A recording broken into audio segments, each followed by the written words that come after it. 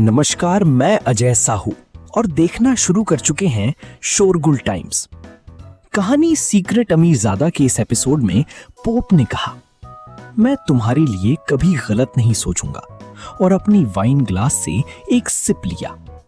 इसके बाद उन्होंने कहा, let me tell you something. जब तुम यहां आने के लिए होटल से निकले थे तब वो तीनों तुम्हें मारने के लिए तैयार थे, पर उन्होंने तुम पर अटैक नहीं किया क्योंकि तुम्हारे साथ हेनरी था। पर अगर तुम टिफनी से शादी करने के लिए मना कर रहे हो, इसका मतलब ये नहीं कि तुम चर्च की डिसरिस्पेक्ट कर रहे हो। तुमने अपने आप को नंबर 1 मान लिया है और तुम्हें किसी की जरूरत नहीं है। ऐसे में क्योंकि हमारे इंडिया के साथ रिलेशंस अच्छे हैं, इसीलिए मैं तुम्हारे साथ नाइट गार्ड को भेज दूंगा। ये बात बोलकर पोप ने एक्सप्रेस कर दिया था कि वो अब आहान के साथ हेनरी को नहीं भेजेंगे। मुझे मेरे एल्डर का सजेशन इतना हार्श क्यों लग रहा है? आहान ने एम्बैरेसिंगली स्माइल करते हुए कहा। आहान को उन तीनों का डर नहीं था, बल्कि उसे डर इस बात का था कि इंडिया और वेटिकन के बीच में प्रॉब्लम क्रिएट ना हो जाए। Truth is always harsh. Vatican के इंटरफियरेंस के बिना तुम पढ़ के जाओगे, और फिर क्या होगा ये मुझे तुम्हें बताने की जरूरत नहीं है, पोप ने कहा। आहान ने सॉफ्टली साई किया। क्या आहान इंडिया और वेटिकन के बीच रिश्तों को बरकरार रखने के लिए कुछ करेगा? इस एपिसोड की शुरुआत कुछ इस तरह होती है। चलिए अब जानते हैं इस एपिसोड में और क्या कुछ नया होता है। पोप आहान को बताते हैं कि टिफनी उसे पसंद करती है, और अगर वो उससे शादी कर ले तो चर्च उसे बहुत कुछ देगा, जिससे वो दुनिया का सबसे पावरफुल इंसान बन सकता है। आहान को लगता है कि पोप कुछ छुपा रहे हैं जो वो बताना नहीं चाहते, इसीलिए आहान पूछता भी नहीं है। वो जब शादी करने से मना कर देता है तो पोप उसे कहते हैं कि उसकी जान को खतरा है और उसे बचाने के लिए चर्च इंटरफियर कर सकता है, पर सिर्फ तभी जब वो टिफनी से शादी करने के लिए मान जाए। अपने ऊपर मंडराते खतरे के बारे में सुनने के बाद भी आहान अपने डिसीजन को लेकर टस्सी मस नहीं होता। Thank you for your kind intentions pope, अब देर हो रही है, मुझे जाना चाहिए। अगर मौका मिला तो मैं आपसे फिर जरूर मिलूंगा, आहान ने सॉफ्टली कहा। इसके बाद वो मुड़ा और वहां से निकलने लगा। पोप ने आहान को लास्ट टाइम रोकने की कोशिश की और कहा, यंग मैन, क्या तुम जानते हो तुम इस रिश्ते को मना करके क्या खोने वाली हो? एक सुंदर लड़की और हजारों लोगों के ऊपर की पावर और दुनिया में बेस्ट और सबसे पावरफुल बनने का मौका। आहान ने इन सब बातों की तरफ बिल्कुल ध्यान नहीं दिया और बिना अपना सिर पीछे घुमाई पोप की बातों को अनसुनी करके चला गया। जब आहान हॉल से बाहर चला गया तब टिफनी ने कहा, ये इतना इरेशनल डिसीजन कैसे ले सकता है? जिसे ऐसी सिचुएशन को जज करना नहीं आता है, वो इस लेवल पर कैसे पहुंच सकता है? टिफनी बहुत डिसअपॉइंटेड थी जब उसने आहान को देखा था। बहुत लड़के उससे शादी करना चाहते थे, पर उसने किसी को कभी भाव नहीं दिया था। अपने हर सूटर को उसने हमेशा रिजेक्ट किया था। टिफनी ने पहली बार किसी को सामने कहा था कि वो उसे लाइक करती है, और उसने उसे रिजेक्ट कर दिया था। इस वक्त टिफनी के दिल में हलचल मची हुई थी। उसे समझ नहीं आ रहा था कि वो क्या करे। उसे पूरा विश्वास था कि आहान ही उसका पति होगा, पर आहान ने उसे ये बोलकर मना कर दिया था कि वो अपनी वाइफ से प्यार करता है। टिफनी ने मन में सोचना शुरू किया, क्या मैं उसकी वाइफ जितनी अच्छी नहीं हूं? टिफनी को बहुत जेलसी हुई। ये फीमेल नेचर ही था कि जब उन्हें कोई लड़का किसी और लड़की की वजह से रिजेक्ट करता है तो उसे उस लड़की से जलन जरूर होती है। टिफनी को इतना हैरान और परेशान देखकर पोप ने कहा, टिफनी, तुम गलत बोल रही हो। आहान स्टूपिड नहीं है, बल्कि उसकी इस क्वालिटी की वजह से ही सब उसे एडमायर करते हैं। टिफनी ने कुछ नहीं कहा, बल्कि उसने अपने मन में सोचा, मैं कुछ भी करके तुम्हारा दिल जीतूंगी और तुम मुझसे शादी करना चाहोगी। I will make it happen. Aahan की बात टिफनी के दिमाग में छप गई थी और अब वो किसी भी तरह आहान का दिल जीतना चाहती थी। कुछ देर बाद टिफनी ने पोप से पूछा, आपने कहा था कि आहान को मारने के लिए कुछ लोग इंतजार कर रहे हैं, ऐसे में वो वेटिकन सिटी छोड़कर कैसे जाएगा? इसका जवाब तो सिर्फ उसके पास है। पोप ने उस डायरेक्शन में देखते हुए कहा जहां से आहान गया था। जब आहान हॉल से बाहर निकला तब उसने देखा कि कार्स अभी भी वहीं पर पार्क थी। नाइट भागता हुआ आहान के पास आया और उसने कहा, मिस्टर आहान, कार अभी भी वहीं पर वेट कर रही है, आपको कहां जाना है मैं ड्रॉप कर देता हूं। आहान ने कुछ सोचा और फिर कहा, मैंने पोप और मिस टिफनी के साथ बातों में बहुत ज्यादा खा लिया है। मैं होटल तक वॉक करके जाना चाहता हूं ताकि मैं खाना डाइजेस्ट कर सकूं। आहान अपने पेट पर हाथ फेर रहा था जैसे उसने बहुत खा लिया हो। इसके बाद आहान ने कहा, पर क्या मैं आपको एक तकलीफ दे सकता हूँ? मैं यहाँ जल्दी जल्दी में आया था, इसलिए पोप और मिस टिफनी के लिए प्रेजेंट लाना भूल गया। क्या आप ये कार यूज करके मेरे लिए गिफ्ट लाकर कार को वापस होटल में पहुंचवा सकते हैं? नाइट को पहले तो बहुत हैरानी हुई, उसे बहुत ऑकवर्ड लग रहा था, पर क्योंकि आहान पोप का रेस्पेक्टेड गेस्ट था, इसलिए उसने कहा, नो प्रॉब्लम मिस्टर आहान, मैं आपका ये काम जरूर करूंगा। इसके बाद आहान ने नाइट गार्ड को थैंक यू बोला और वहां से चला गया। उसे इतना स्पीड में जाते देख नाइट किंग एक पल के लिए खो गया। जब वो वापस होश में आया तब उसने देखा कि एक पल में ही आहान बहुत दूर चला गया था। इसके बाद नाइट गार्ड ने वैसा नहीं किया जैसा आहान ने उसे बोला था, बल्कि उसने ये सारी बात अपने सीनियर को बता दी। इस वक्त आहान अपनी मूवमेंट टेक्निक यूज करते हुए छिपते छिपाते वेटिकन सिटी की पुरानी बिल्डिंग्स के बीच में से गुजर रहा था। धीरे धीरे वो उछलता कूदता एक बिल्डिंग के ऊपर पहुंच गया। आहान एक मार्शल आर्टिस्ट था, इसलिए उसके लिए ये बिल्कुल मुश्किल नहीं था। आहान तुरंत होटल की तरफ नहीं गया, बल्कि वो कार के होटल की तरफ जाने का इंतजार करने लगा।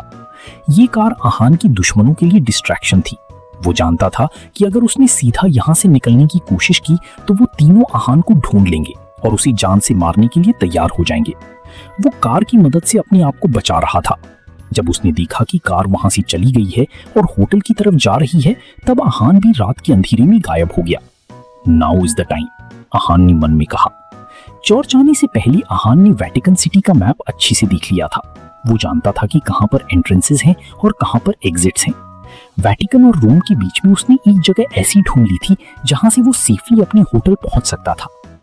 कुछ ही देर में आहान रोम और वेटिकन सिटी के बीच के एक एंशिएंट एरिया में आया, जहां पर एक बड़ी सी दीवार थी।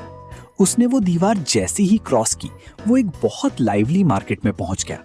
हाँ, उसे किसी से खतरा नहीं था, पर अचानक से उसे किसी पावरफुल फोर्स के वहां पर होने का एहसास हुआ। आहान ने इधर उधर देखा, पर उसे कोई नजर नहीं आया। उसने मन में सोचा, यहाँ कोई है या सिर्फ मेरा वहम है।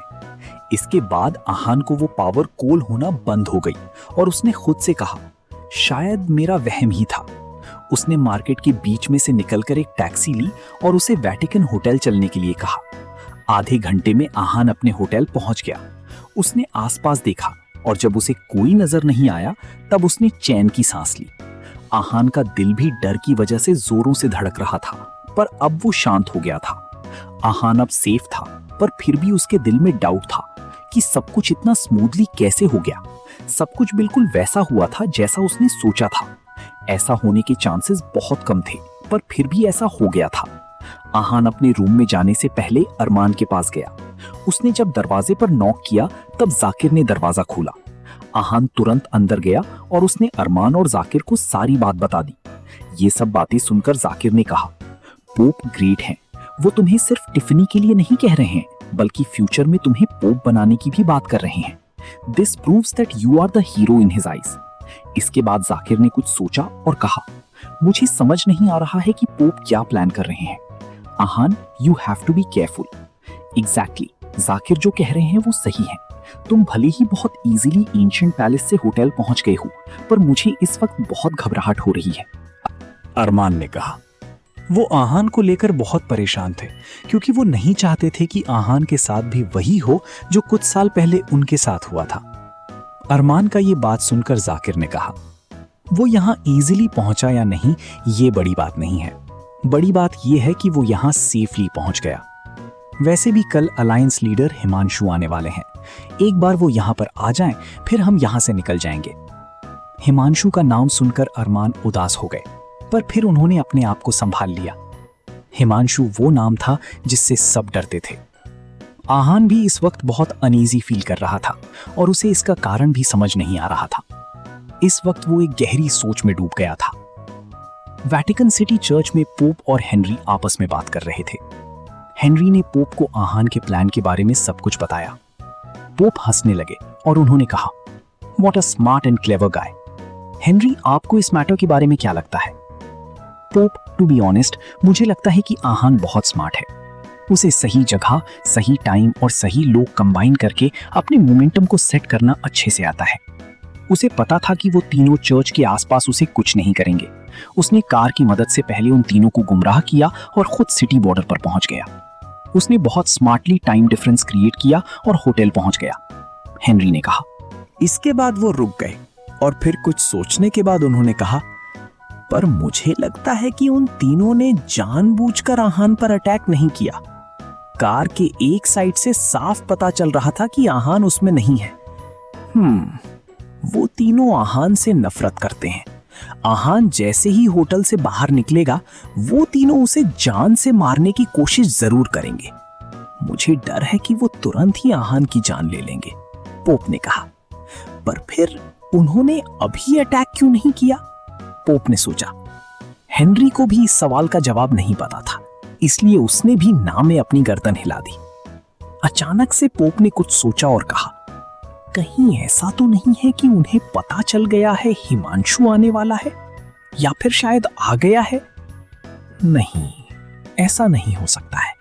हिमांशु कभी भी अपने ट्रेल्स के बारे में बताते नहीं हैं, इसलिए उनके आने की खबर किसी को नहीं हो सकती है। हेनरी ने कहा। तो फिर क्या अगस्टस आ गया है? पोप ने लगाया दूसरा अंदाजा। ऑगस्टस मतलब तूफान? अगर वो आ भी गया है तब भी उन तीनों के पास अटैक ना करने का कोई रीजन नहीं है।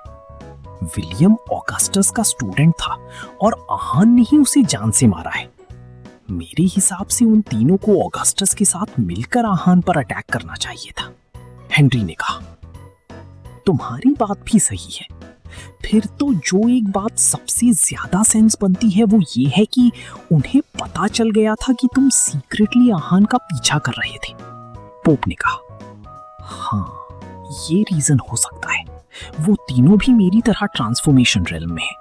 अंधेरे में भी उन्हें ये जानने में देर नहीं लगेगी कि मैं आहान को सीक्रेटली फॉलो कर रहा था, हेनरी ने कहा। कुछ देर शांत रहने के बाद हेनरी ने पूछा, योर मैजेस्टी, आपने मुझे सीक्रेटली आहान का पीछा करने के लिए क्यों कहा था? उसने तो आपके प्रपोजल को रिजेक्ट कर दिया था। पोप ने ऐसा क्यों किया था, वो इस बात का हेनरी को क्या जवाब देंगे? आगे जानने के लिए बने रहिए हमारे चैनल शोरगुल टाइम्स के साथ। बस इसी के साथ ये कहानी समाप्त होती है।